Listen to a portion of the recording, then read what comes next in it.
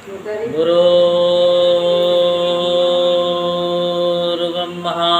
गुरुर्विष्णु गुरुर्देवो महेश्वरः गुरुर्साक्षात् परब्रह्म तस्मै श्री गुरुवे नमः। ॐ गजाननं भूतगणाधिसेवितं कपितजम्बुफलचारुभक्षणं उमासुतं शोकविनाशकारिकं नमामि विघ्नेश्वरपादपङ्कजम्। सच्चिदानन्दरूपाय विश्वोत्पत्त्यादिहेतवे तापत्रे विनाशाय श्रीकृष्णाय वयं नमः। आज हम आपको श्रीमद् भागवत महापुराण में राजा निमि के वंश का वर्णन की कथा सुनाती और 17 तारीख से शिव पुराण की कथा दीपक महाराज जी सुबह 8 बजे से 9 बजे तक करेंगे शिव पुराण की कथा।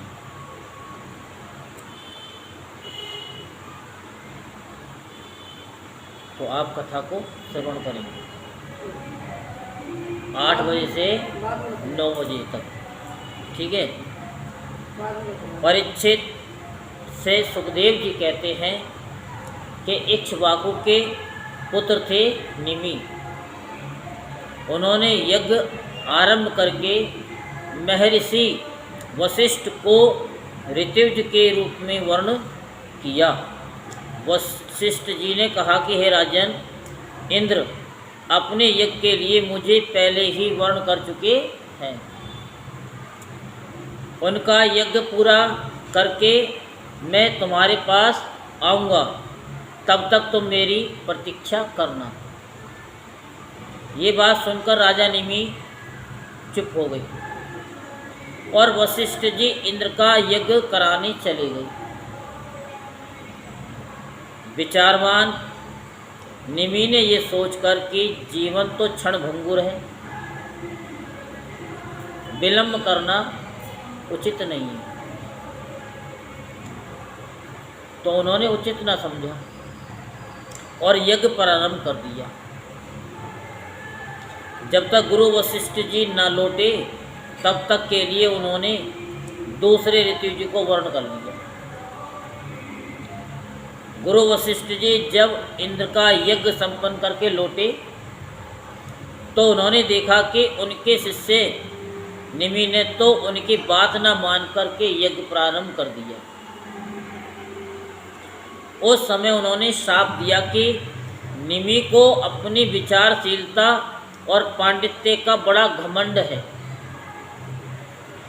इसीलिए इसका शरीर पात हो जाए।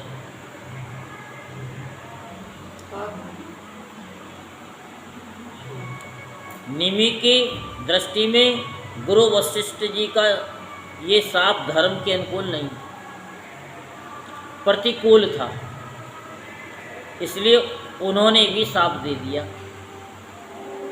कि आपने लोभवश अपने धर्म का आदर नहीं किया, इसलिए आपका शरीर भी गिर जाए। ये कहकर आत्म विद्या में निपुण निमि ने अपने शरीर का त्याग कर दिया। परीक्षित, इधर हमारे वृद्ध पर पिता में वशिष्ठ जी ने भी अपना शरीर त्याग कर मित्रावरुण के द्वारा उर्वशी के गर्भ से जन्म ग्रहण किया। राजा निमि के यज्ञ में आए हुए श्रेष्ठ मुनियों ने राजा के शरीर को सुगंधित वस्तुओं में रख दिया। जब सत्र याग की समाप्ति हुई और देवता लोग आए तब उन लोगों ने उनसे प्रार्थना की, महानुभावों, आप लोग समर्थ हैं, यदि आप प्रसन्न हैं तो राजा निमि का ये शरीर पुनः जीवित हो उठे। देवताओं ने कहा ऐसा ही हो। उस समय निमि ने कहा, मुझे देह का बंधन नहीं चाहिए। विचारशील मुनिजन अपनी बुद्धि को पूर्ण रूप से श्री भगवान में ही लगा देते हैं और उन्हीं के चरण कमलों का भजन करते हैं। एक न एक दिन ये शरीर अवश्य ही छूटेगा। इस भय से भीत होने के कारण वे इस शरीर का कभी संयोग ही नहीं चाहते। वे तो मुक्त ही होना चाहते हैं। अतः मैं अब दुख, शोक और भय के मूल कारण इस शरीर को धारण करना नहीं चाहता। जैसे जल में मछली के लिए सर्वस्व ही मृत्यु के अवसर हैं, वैसे ही इस शरीर के लिए भी सब कहीं मृत्यु ही मृत्यु है। कोई ऐसी जगह नहीं है जो मृत्यु से बचा जा सके। देवताओं ने कहा कि मुनियों, राजा निमि बिना शरीर के ही प्राणियों के नेत्रों में अपनी इच्छा के अनुसार निवास करें। वे वहाँ रहकर सूक्ष्म शरीर से भगवान का चिंतन करते रहे। पलक उठने और गिरने से उनके असित तत्व का पता चलता रहेगा। इसके बाद महर्षियों ने ये सोच कर कि राजा के न रहने पर लोगों में अराजकता फैल जाएगी, निमि के शरीर का मंथन किया। उस मंथन से कुमार उत्पन्न हुआ। जन्म लेने के कारण उसका नाम हुआ जनक। विधे से उत्पन्न होने के कारण वेधे और मंथन से उत्पन्न होने के कारण उस बालक का नाम मिथिल हुआ। उसी ने मिथिलापुरी बसाई।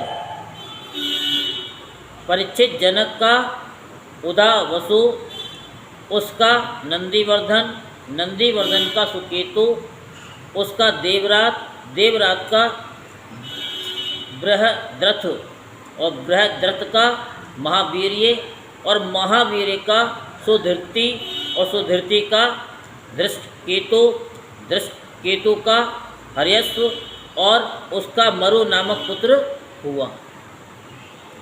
मरु से प्रतिपक, प्रतिपक से कृतिरथ, कृतिरथ से देवमेढ़ और देवमेढ़ से विश्रुत और विश्रुत से महाधृति का जन्म हुआ। महाधृति का कृतिरात और कृतिरात का महारोमा और महारोमा का स्वर्णरोमा और स्वर्णरोमा का पुत्र हुआ हिरस्रोमा। इसी हिरस्रोमा के पुत्र महाराज शेरध्वज थे। वे जब यज्ञ के लिए धरती जोत रहे थे तब उनके हल्के अग्रभाग से सीता जी की उत्पत्ति हुई। इसी से उनका नाम शेरध्वज पड़ा। शेरध्वज के कुशध्वज, कुशध्वज के धर्मध्वज और धर्मध्वज के दो पुत्र हुए, कृतध्वज और मितध्वज। और कृतध्वज के केशीध्वज और मितध्वज के खांडिक्य हुए। परीक्षित, केशीध्वज आत्मविद्या में बड़ा प्रवीण था। खांडिक्य था कर्मकांड का मर्मज्ञ। वे केशीध्वज से भयभीत होकर भाग गया। केशीध्वज का पुत्र भानुमान और भानुमान का शतधुम्मन हुआ। शतधुम्मन से सुचि और सुचि से सनद्वाज, सनद्वाज से ऊर्ध्वकेतु, ऊर्ध्वकेतु से अज, अज से पुरोजित, पुरोजित से अरिष्टनेमि, अरिष्टनेमि से श्रुतायु और श्रुतायु से सुपार्श्वक और सुपार्श्वक से चित्ररथ और चित्ररथ से मिथिलापति क्षेमाधि का जन्म हुआ। और क्षेमाधि से समरथ, और समरथ से शतरथ, और शतरथ से उपगुरु, और उपगुरु से उपगुप्त नामक पुत्र हुआ। ये अग्नि का अंश था।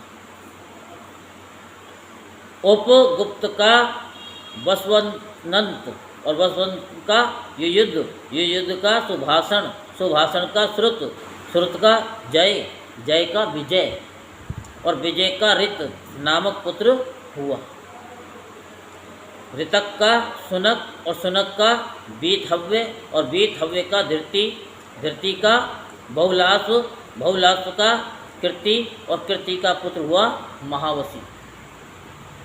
परीक्षित, ये मिथिल के वंश में उत्पन्न सभी नरपति मैथिल कहलाते हैं। ये सब के सब आत्मज्ञान से संपन्न एवं गृहस्थाश्रम में रहते हुए भी सुख दुख आदि द्वंद्वों से मुक्त थे। क्यों ना हो, यज्ञवल के आदि बड़े बड़े योगेश्वरों की इन पर महान कृपा जो थी। बोल वृंदावन बिहारी लाल की जय, बोल बाकी बिहारी लाल की जय।